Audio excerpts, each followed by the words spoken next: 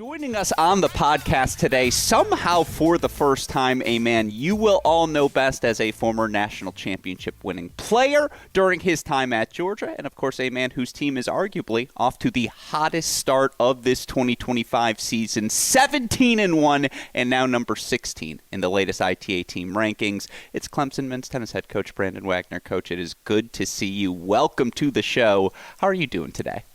Good. Thanks, Alex. Great to see you, and thanks for having me. Oh, of course, my pleasure. I mean, I like to think I'm doing well, but I'm not doing 17-1 well. Like, I can think of my last 18 podcasts. I want at least 3 of them back, and I guess just starting there to get off to this sort of start, what's that ride been like for you and the guys?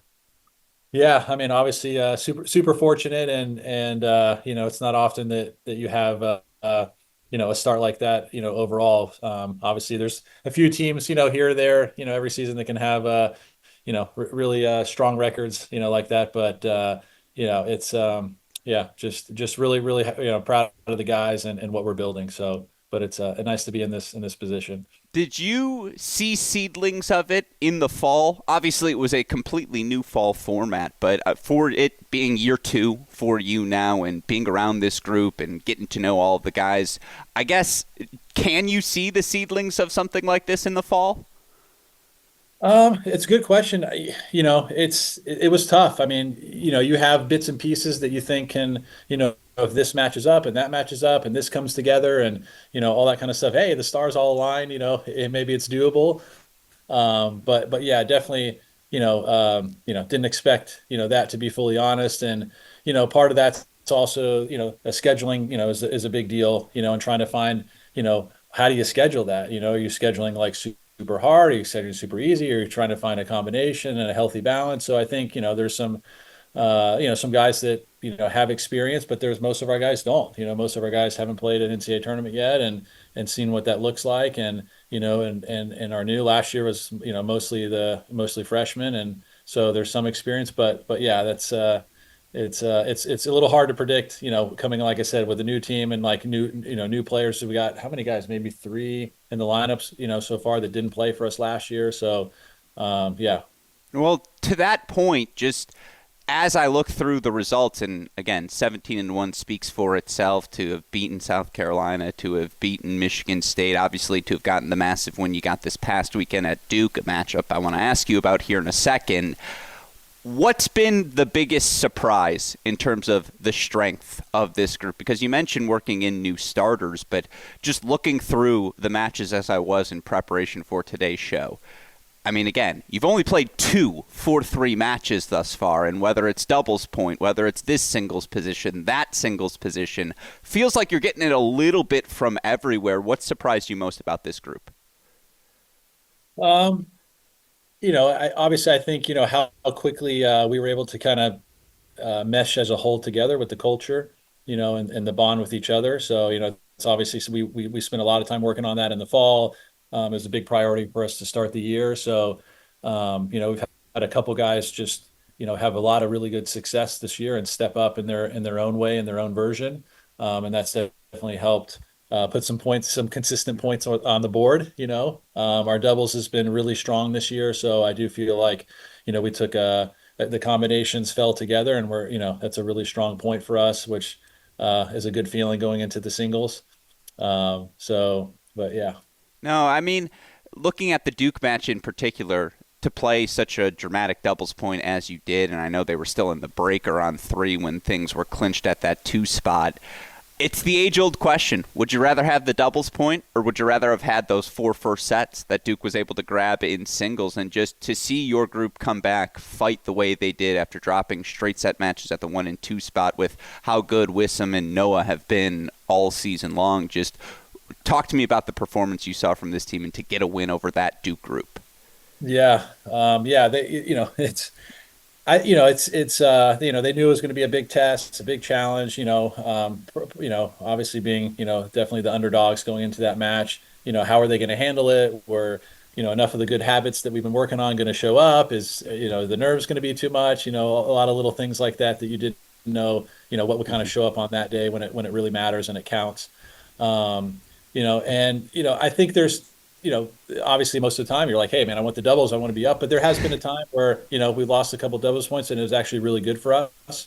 It's good for us to put ourselves in that position to see, how deep we can fight, how hard we can fight for each other and kind of test ourselves for that. So we had a couple first sets in that match with Duke that we were in position, had a lot of break points, didn't go our way and but didn't get down on ourselves and rattled and just kind of stayed the course and kind of worked itself out. So but yeah, it's good to have these challenges along the way, early in the seasons and against good teams before the end of the season, before the NCAA tournament comes. You talk about feeling like the underdog going into a match like this. I keep mentioning the record because, again, 17-1 is an eye-popping number, and the one loss, 7-6 in the third in a 4-3 match. Like, does this group believe now that they're maybe front runners? Like, as you look at the rest of this ACC season, and I don't have to tell you, you know how difficult that Florida swing can be, going to Miami, to Florida State in a weekend. Is this team starting to believe, hey, man, like, we belong in the top 16. We're competing for a conference championship? Yeah, yeah, it's definitely one of their goals this season is to be in the top 16, come NCAA tournament and give ourselves the opportunity to host the first two rounds.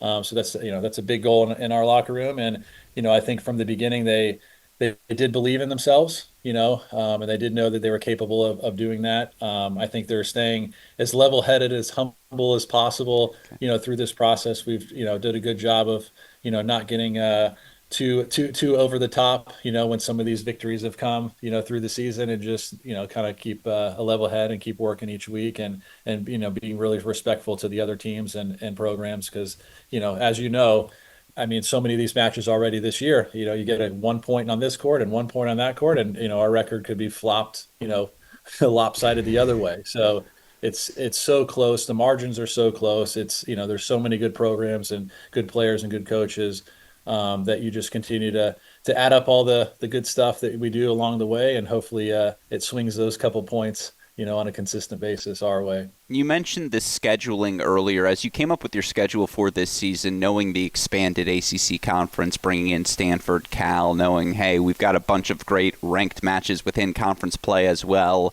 Did that factor into your structuring of January, February, what that looked like for your team? Does that factor in what it looks like moving forward? Yeah, 100%. I mean, the ACC, they make the schedule. So, there's a little bit of, you're not playing two teams each year. So, sometimes that's a little harder for some schedules for some teams. And, some it's, depending on who those two teams are and some it's not. But as a whole, yeah, it definitely plays a factor in, one, the 500 rule and two, making sure that you're giving yourself, the best opportunity to get what you need to make the tournament and put yourself in the best position. So the scheduling is really important. I felt like, now where we are, it's like, okay, I think I did a pretty good job of that. But, next year will be, you're always going a year or so ahead. So next year will be a little different than this year. And but I try to do a good job of, finding, what this young team needs and, exposing them to, the range of what college tennis has and, kind of learn through that process of, the strength of schedule and what that looks like. This being year two on the job for you, is that something that maybe what is easier in year two? I guess that's the simple way of putting it. That was more difficult in year one. What have you found as you grow into this job? Okay, these are the things I can't, or maybe I overlooked, or I need to spend more time doing.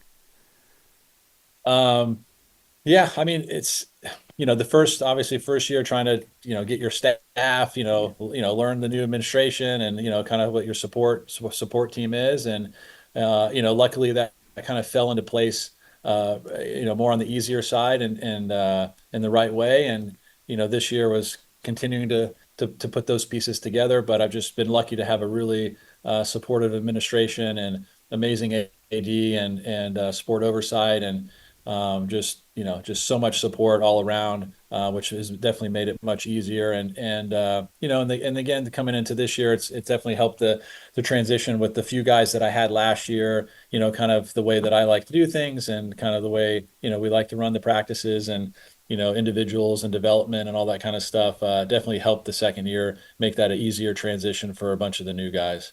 I'm curious. I probably should have asked you this last season. Probably should have just had you immediately after you got the job. Why was Clemson the right spot for you? Obviously, you had been an assistant in a couple different places. You had coached individuals on the pro tour as well. Why was Clemson the right spot for you? And again, how has been growing into this Clemson job been?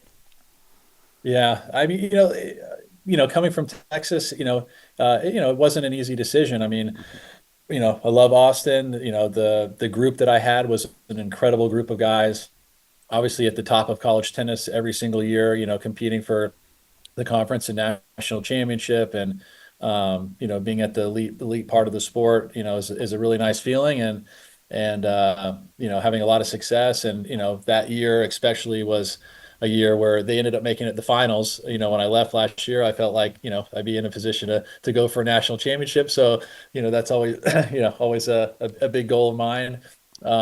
So like I said, it was a difficult decision, but at the same point, you don't know when the right timing is sometimes, and when things fall into place. And being a head coach is definitely was one of my major goals in life, to take that step. And my assistant Austin Rapp was at Texas before, so he was here at Clemson. He took the assistant job the year before, so that definitely was a big piece of it. Having somebody that I really trust, that's been with me, that we've worked together, because you spend as much time with your assistant coaches as you do with your significant others. So that definitely helped the transition. And the AD is amazing, super supportive of tennis, connected really well with him, and the support staff. So I felt like one, I was getting everything that I needed to be successful and to contend for championships. And it's amazing, place in the country. I grew up in the South, so I'm closer to some family and friends and stuff. So I think it was just a little bit of the combination of all of that stuff put together, and just kind of the timing, the stars aligned. Yeah, a couple of things just to follow up on that. To go back to the Texas time, and I guess he's now in the pro, so I think you can talk about him and not get in trouble. To see what Elliott has done so quickly, and to get into the top 150 and win his first challenger, and again, I got to see him in Phoenix this week play Caboli in what was a fantastic 3-set match against a top 50 player. I don't want to say does it surprise you, because I know the answer to that will be no, but just more broadly, seeing him and all of these recent guys go have success in the pros, was that how it was when you were emerging at Georgia? Obviously, a heck of a player yourself back in the day. Why do you think these players are able to go be so successful so quickly? Yeah, I mean, there's still definitely a crop of players, during my time, going out there and having success. It's definitely there. I mean, obviously, now it's definitely seen and known, and all over social media now, more than it was before. So maybe there's a part of that helps. But um, look, I mean, there's so many good college coaches, and the programs and the resources that all these colleges are pouring into their programs. These players are getting that personal coaching, more than probably what they get at home when they're practicing. And parents have to pay for coaches and lessons every single day, and you're here and you have plenty of guys to play practice sets and points with every day, and do individuals and all that kind of stuff. So the support and the resources are just phenomenal, with more programs maybe back in the day, investing into into men's tennis or women's tennis. So that's definitely a part of that. And the availability to still do pro stuff while you're in college, so you're still getting the best of both worlds, and growing and learning, and it prepares you. I mean, the competitive spirit, and the competition, and how much you're playing for more than just yourself and your teammate and your school, and you care more, and you're working harder and pushing your limits, definitely prepares you in a lot of different ways, to be ready when you go on the pro tour. Did you ever take a fall off to go play pros? Was that a thing in your time?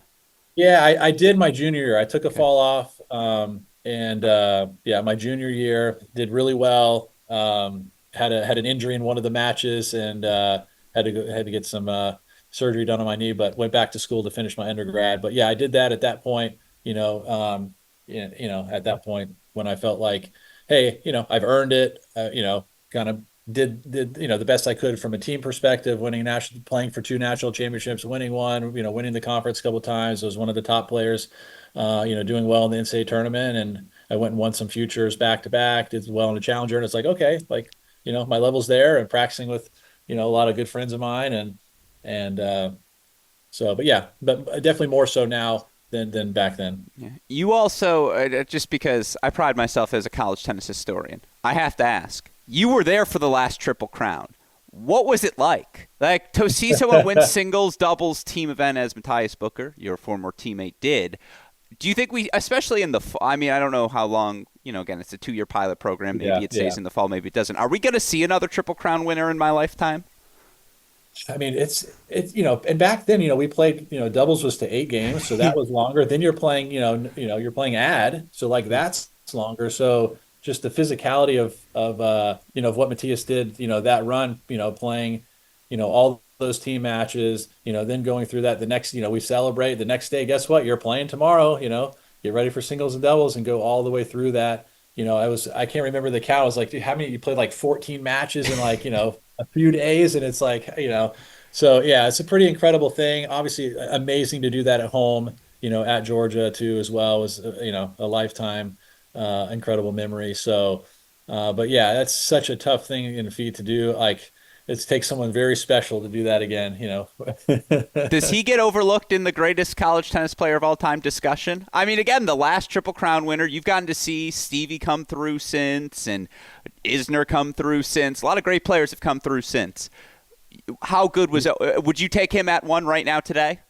I mean, he's definitely one. I mean, when he won singles twice, won singles twice, won a team, won a doubles. I mean, there's only so much more you can do. So Yeah. he definitely should be in that conversation for sure. Yeah, man. Again, I think everyone would put the '01 version of him as your number one singles player. You're going to feel just fine as you move forward. Well, you talked earlier about getting your team accustomed to how you want to coach, and I'm curious as you establish what you want Clemson men's tennis to look like.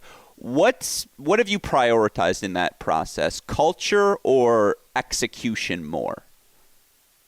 Yeah, I mean, culture definitely, Yeah. definitely that. One of my biggest goals is to give all these players an amazing experience. I mean, I wouldn't have changed, my decision and my experience for anything. And, just one of the ways I want to give back as a coach to, really have a really strong relationship with the guys, have a lot of trust there. I pride myself on, doing really well in player development. So, making sure that, besides the growth of them, on the tennis court and that, but just also preparing them for after, with good character and representing the program with class. So the execution stuff will come, that'll come over time. And, yeah, we're always working on, hey, stick that volley and, execute this shot in that big moment and, make sure you put that away. And, so it's but the other stuff, making sure that stuff is lined and, obviously having a very good, healthy perspective on, how hard you got to work and, how many good players there are and kind of managing the whole thing. Yeah. How helpful was having someone in Austin who had been there the year prior in that process? And just, I'm curious how you talk about, like, again, getting them accustomed to the expectations. How does one go about doing that? Yeah, I mean, it was a big factor for me. It Yeah. sped the process up. It made the transition for me happen way faster, than basically starting on my own and scratch, at a place that, I've never really spent any time at. It wasn't like a school that I've been to, like worked at before and said, oh, okay, I already kind of know how it is and know how I should do the recruiting visit should be and where I should live and, where my kids should go to school and, et cetera, et cetera. It's, yeah, it definitely sped the process up and it's a program that's had a lot of history. It's had a lot of success and history before, so it's not something that isn't new. It's just been a little bit, and everybody was on the same kind of vision and excitement to get back to that. So Yeah, no, it's a credit to you guys that again everything has clicked so quickly here in year number 2. You mentioned the history for Clemson tennis. Have you allowed yourself to? I mean, again, I know you're doing so many different things as the head coach, but have you? Is tapping into the alums and kind of bringing energy and that enthusiasm from them to the current players? Has that been a big part of your early efforts? yeah. The first week when I took it, I tried to make sure that get a list of who they are and try to connect with them as much as I could, and that's been an ongoing you know developing those relationships. And yeah, there's a lot of excitement, as you can imagine, right now with the program and what's happening. And a lot of them are coming to matches, and some are coming to matches on the road. So I'm able to meet a lot of new faces. Some of them I knew that were in the tennis world already, but yeah, it's definitely an important piece of the puzzle. And a lot of the programs, a lot of the success and support comes from the alumni. So we want to make sure those relationships are very strong. Yeah, no, and it's a credit to you guys. Again, plenty to celebrate right now. I alluded to this earlier, but just to kind of rapid fire through some things. What'd you think of the new fall format? What did you make of it? And especially, again, given it's only year two, did it disrupt maybe the cycle of how you had planned to approach a fall?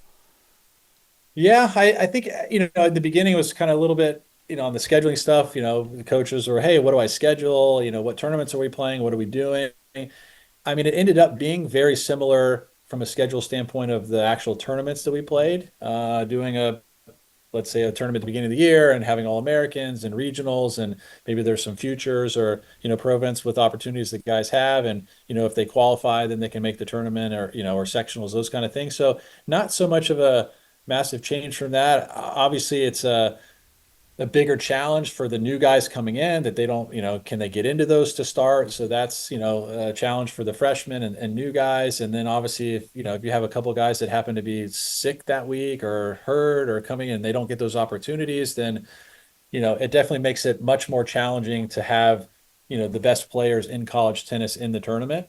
A lot of the guys too, there's probably a crop of that are playing pro tournaments and didn't even, attempt to do that.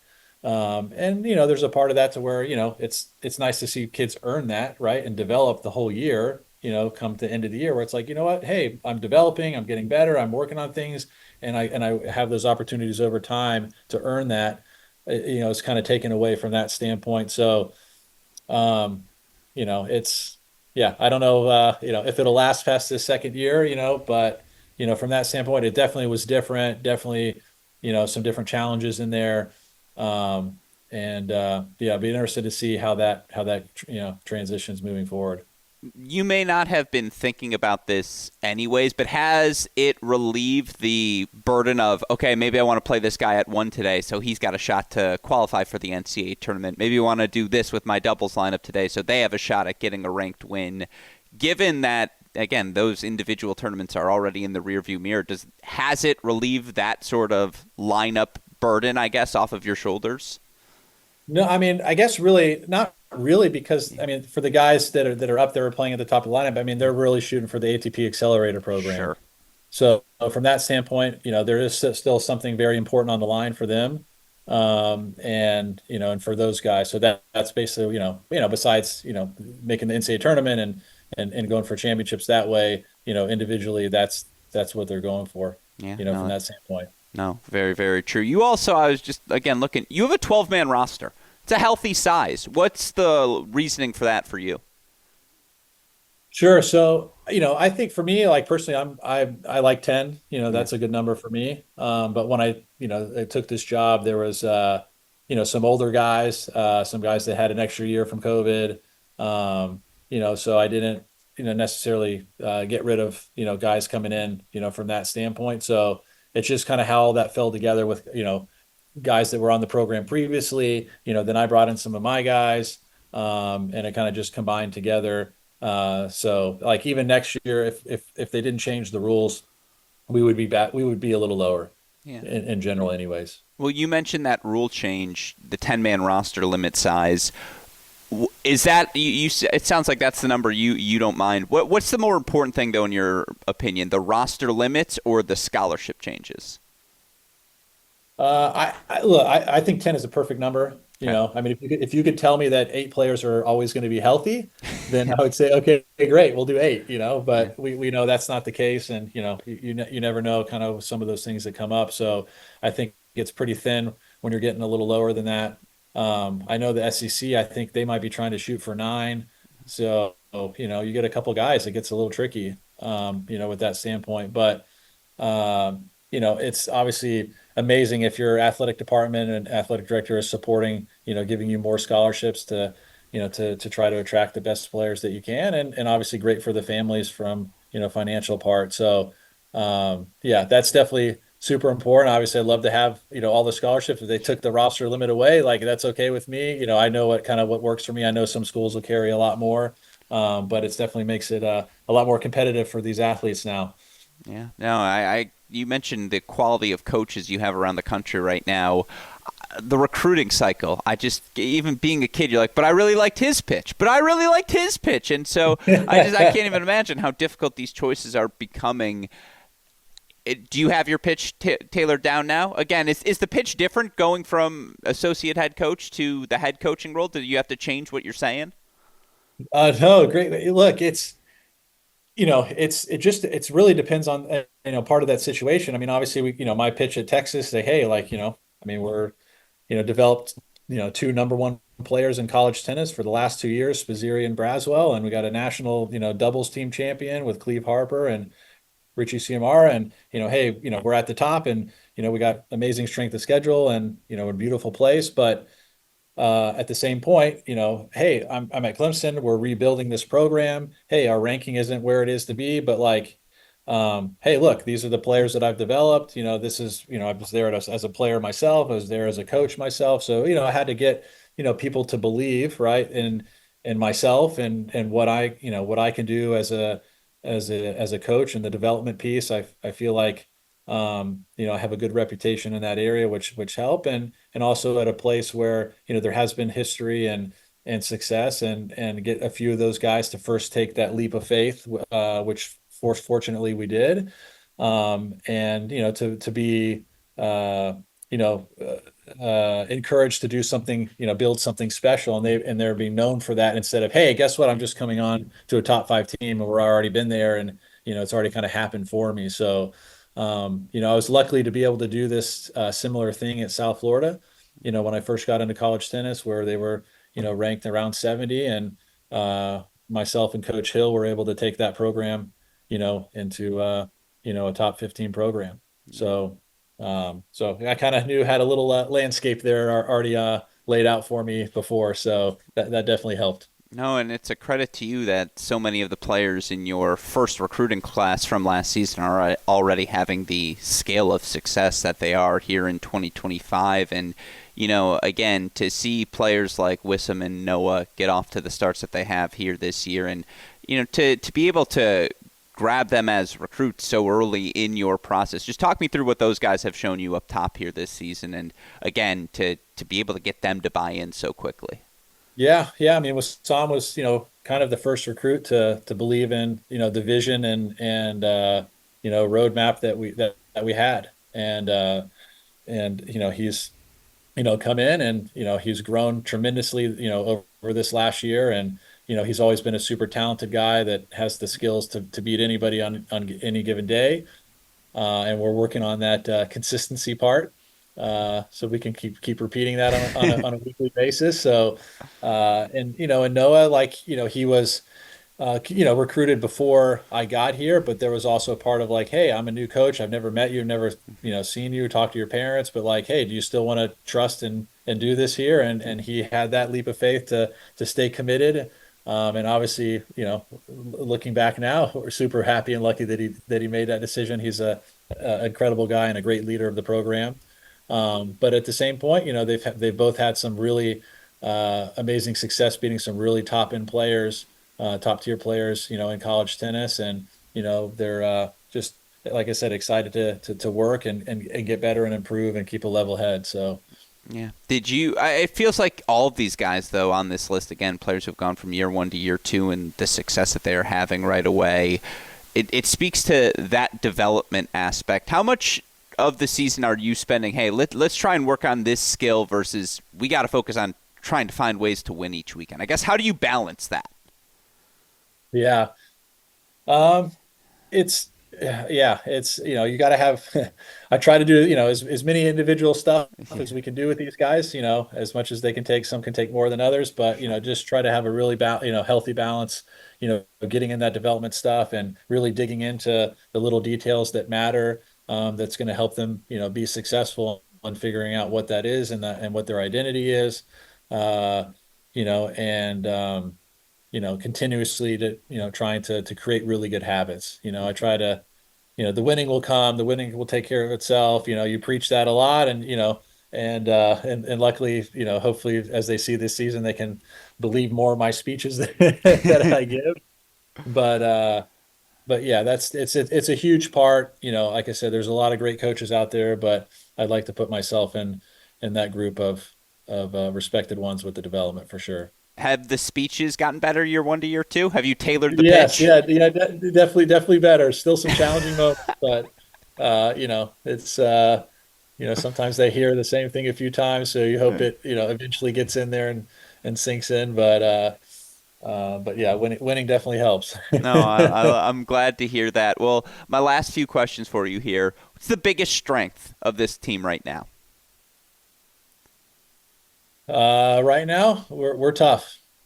We're a tough group across the board, and um, it's yeah, I just say like tough, and and the culture's in a good place. No, I like to hear that, and certainly, again, 17-1 speaks to that fact. What's it going to take for this group to sustain this level and, again, compete for an ACC title? Yeah, it's a good question. One, stay healthy, and two, just continue to, you know, put in the standard that we have, day in, day out as the season goes. And, you're dealing with some more challenges. Our schedules is really tough coming up, a really tough stretch of the schedule. So just continuing to handle anything that comes at us in a good way. No, I like that. What should fans at home be looking for on any given day? And again, they can watch you guys twice this weekend, Friday, Sunday on our ACC Cross Court Cast on ESPN Plus. What should they be looking for from your team to know at home? Oh, okay, Clemson's playing their best here today. Yeah, well, you're going to see some amazing competitive efforts, that's for sure. Might be a little noisy on the at the same point. I like that. No, that's again, it's the energy that certainly I think makes college tennis such a compelling sport. Again, my last two, the depth of college tennis now versus 2001, 2002, whenever, or just during that time span. Heck, you can compare it to 2011. I feel like that's the biggest difference. Is that the not only 16th, but the 60th, the 76th ranked team in the country. Just they're better than they have ever been before. Is that a fair observation? Ooh, that's a good one. Yeah. That's a good one. That could probably be debated for back and forth, but no, yeah. I mean, it's just like I said. I think overall, just the investment that all these universities and athletic departments are putting into the programs to hire the best coaches and the best trainers and the best consultants and the best just support around the program. And giving these guys all they have now is like so much different than it was before, and makes a massive difference to help like I said, make that depth way stronger. Yeah, no, I agree with you. My last one, and it just comes from my tennis nerd roots. But again, you've worked a lot in player development. You've worked on the pro circuit, a lot of different coaching roles in your life. If there was one player not currently on your Clemson roster, can be college, can be pros, past, present, doesn't really matter to me. One player you could coach right now, who would you pick and why? Wow. I haven't thought about that in a long time. I bet. Yeah, just been so into the college team stuff. Yeah. That's a really good question. Hmm. Wow. I don't know if I have a good answer for that one. That's a tough one. It's a lot of good names out there. I'm curious if it's like an Alcaraz, you like the athleticism, a Sinner. I mean, Aruna. Maybe you like a Paracard. You're like, yeah, give me that serve, and we'll figure out the rest. I'm just always curious what you're thinking. Yeah. It's interesting. Like, I mean, besides, picking someone in the top 10, like, yeah, would it be fun, doing something like that again, like with myself back in the day, doing that with John Isner, Yeah. a lot of fun, taking Paraguay. It's funny. I saw him last summer when I was recruiting, before he started to have his big jump. But yeah, any of those like top players, sometimes it's great to look at one of the American kids. but sometimes like, hey man, I'll go with Spizzirri to some tournaments. I'd be happy to do that. Yeah, I bet. So, Yeah, no, I yeah, mean, again, a lot of good options out there. And yeah, I guess this will be my last one, I promise. How different is it the coaching of when you're coaching just one specific player versus when you have the 12 players on your roster? How different are the two coaching rules? yeah. It's the pro coaching is tough. Yeah. I mean, you look through, how many of the pro coaches or pro players can last, Yeah. with the coach for, can you last more than 2 years? Can you get over that? It's just, you're together so much, so many dinners together. It's just you and that kind of, over and over again. So it's, really trying to find a healthy balance to where that stays fresh and doesn't get too stale, as regardless of how successful the duo is happening. You see a lot of people do have amazing success, and it just, hey, I want to make a change this year. I want to hear something different. I don't want to hear that voice anymore. And it's like, hey man, you've been winning. Look at how much winning we're doing. It's like, it's still hard. Even when you're doing everything right. So I think that balance with the team aspect. Yes, we're together. A lot. But there's a lot of different breaks during the year, which they can go on their own in the summer and you don't have to see them. Go play, go with your private coach, no problem. Take some breaks in the holidays, and you have a whole team aspect which helps that dynamic, and I don't have to have a dinner talking to one guy the whole time, and that kind of thing. So it's definitely one of the challenging parts from the pro coaching, compared to the group stuff. So Who's a better pro dinner companion, Austin Rapp or John Isner? Both tall and lanky. both different, but both amazing guys with great personalities. And yes, I have so much fun with Rap on a daily basis. Very lucky to have him, on staff and in my life. But John, yeah, I mean, such a close friend. Was in my wedding, Yeah. super close, living together in college. Just an amazing guy, and so many good memories together. I think it's an easy answer, and the answer would be John because he's more likely to pay for the dinner. And so There you go. that's the answer I'm thinking of. But no, obviously, again, 17-1. It's one of the most impressive stories of this 2025 season, and it's a testament to the work you guys have put in. So, Coach, thank you for taking the time to chat with us here today, and obviously wishing you and the Tigers good luck for the rest of this season. Looking forward to watching this Florida swing here this weekend. Awesome. My pleasure. Thank you very much for having me. I appreciate all you're doing for college tennis. Of course. Thank you, Coach.